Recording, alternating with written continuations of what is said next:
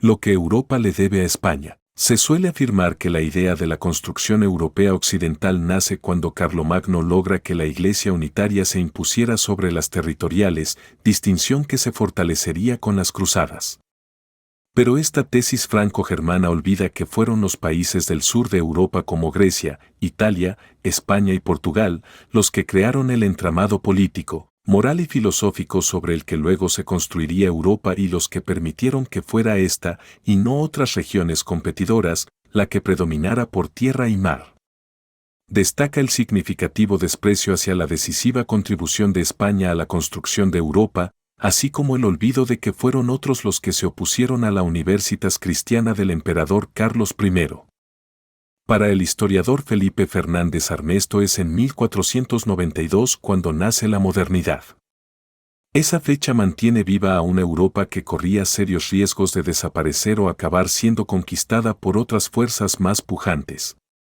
A finales del siglo XV el continente asiático tenía todas las de ganar para alcanzar la hegemonía mundial.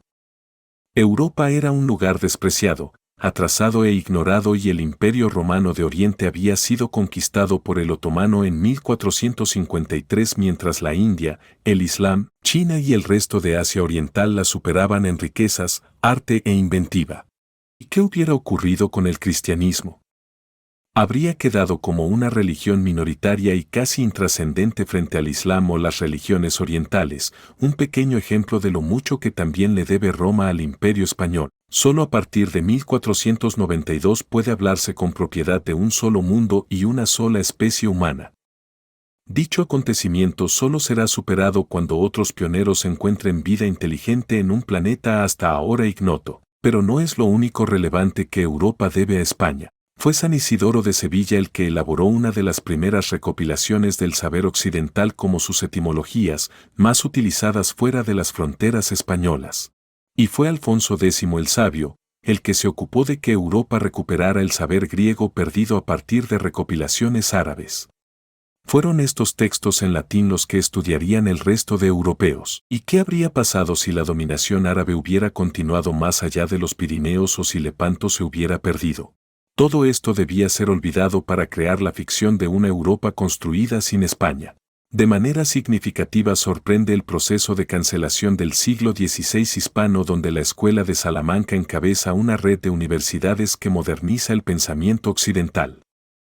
Francia presume de tener a Descartes como el fundador del pensamiento racional y moderno, ocultando que su obra es tributaria de las Diputaciones Metafísicas de Suárez, la obra filosófica más influyente de la época, y que bebe de la influencia de Gómez Pereira.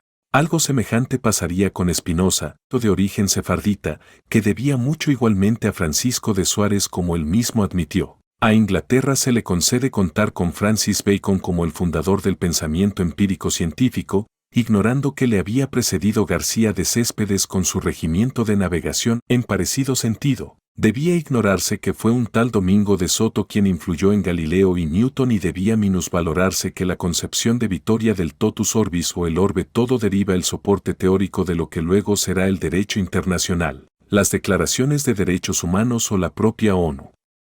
Algo tan gigantesco y revolucionario no podía ser obra de hispanos y católicos. Hay muchos otros ejemplos, como la sustitución de la recta razón neoescolástica por la razón de Estado de la Paz de Westfalia de 1648. No es ningún chauvinismo a la español, sino la constatación de un clima hispanófobo reinante donde los golpes de pecho no nos han permitido ver el bosque de nuestras aportaciones reales a Europa y a Occidente. El Pew Research Center llevó a cabo entre 2015 a 2017 una encuesta en 34 países europeos. El país que mostró más baja autoestima colectiva fue España, menor que, por ejemplo, la de Estonia. Esto no es baladí pues nuestra autoestima individual está relacionada con la colectiva de los grupos a los que pertenecemos, nos guste o no. Afecta por tanto a la salud de los pueblos, al funcionamiento de las instituciones y hasta a la economía no. El mundo hispano necesita hacer historioterapia para recuperar la autoestima robada.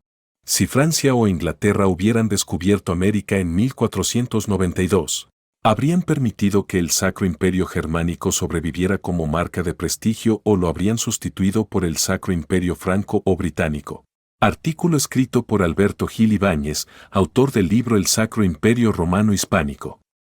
Una mirada a nuestro pasado común para una nueva hispanidad.